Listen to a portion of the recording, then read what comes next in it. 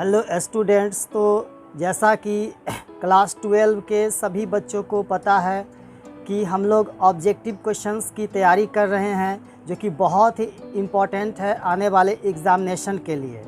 तो इस objective series में हम लोग ऑथर्स के नेम और उनकी रचनाओं के बारे में स्टडी कर रहे हैं, जिससे कि हमें आने वाले ऑब्जेक्टिव क्वेश्चन में बहुत ही सुविधा होगी।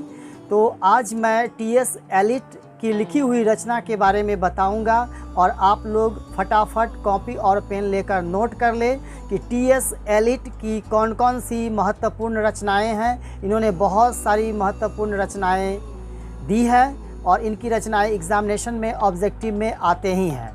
तो टी.एस. एलिट साहब की रचनाओं का मैं नाम बता रहा हूं, आप लोग कॉपी पेन ले लीजिए और नोट कर लीजिए, ताकि आपको एग्ज़ाम के समय तैयारी करने में आसानी होगी। ओके, तो तैयार हैं आप नोट करने के लिए।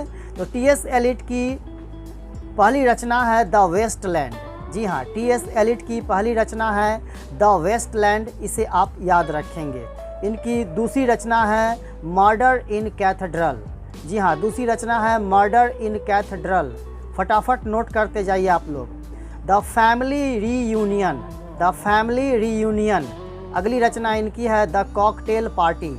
अगली रचना इनकी है द कॉकटेल पार्टी। नेक्स्ट है द कॉन्फिडेंशियल क्लर्क। इनकी अगली रचना है टी.एस. एलिट साहब की द कॉन्फिडेंशियल क्लर्क। ओके, तो मैं आगे टी.एस. एलिट की रचना बताऊं, फोर क्वार्टर्स। इनकी अगली रचना है फोर क्वार्टर्स, जो कि ऑब्जेक्टिव में पूछे जाएंगे कि फोर क्वार्टर्स किन की लिखी हुई है। तो आप फटाक से टी.एस. एलिट में टिक लगाएंगे ऑब्जेक्टिव क्वेश्चन में। चलिए, टी.एस. एलिट की अगली रचना है एश वेंसडे। ओके, तो आप इसे याद रखेंगे और कॉपी कलम साथ में ही रखें। आप नोट कर ले तो बहुत बेहतर होगा आपके लिए। एश वेंसडे टी.एस. एलिट साहब की लिखी हुई रचना है। The hollow man, the hollow man इनकी ही रचना है टी.एस. एलिट साहब की। अगली रचना की बात करूं मैं तो आप नोट कर ले the secret would, the sacred would. The sacred would T.S.. Elite साहब की रचना है, आप याद रखेंगे। कजिन नैन्सी, इनकी अगली रचना है कजिन नैन्सी। जी हाँ, कजिन नैन्सी ऑब्जेक्टिव क्वेश्चन में आएंगे, तो आप फटाक से टी.एस. एलिट साहब में टिक लगाएंगे। ओके, इनकी अगली रचना है मिस्ट्री। जी हाँ, मिस्ट्री को भी टी.एस. एलिट साहब ने लिखा है, ऑब्जेक्टिव क्वेश्चन में आएंगे, तो आप इसे नोट करते रहें।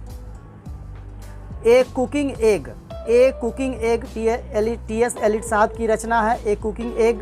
इनकी अगली और अंतिम रचना मैं आपको बता दूं, द हिप्पोपोटामस।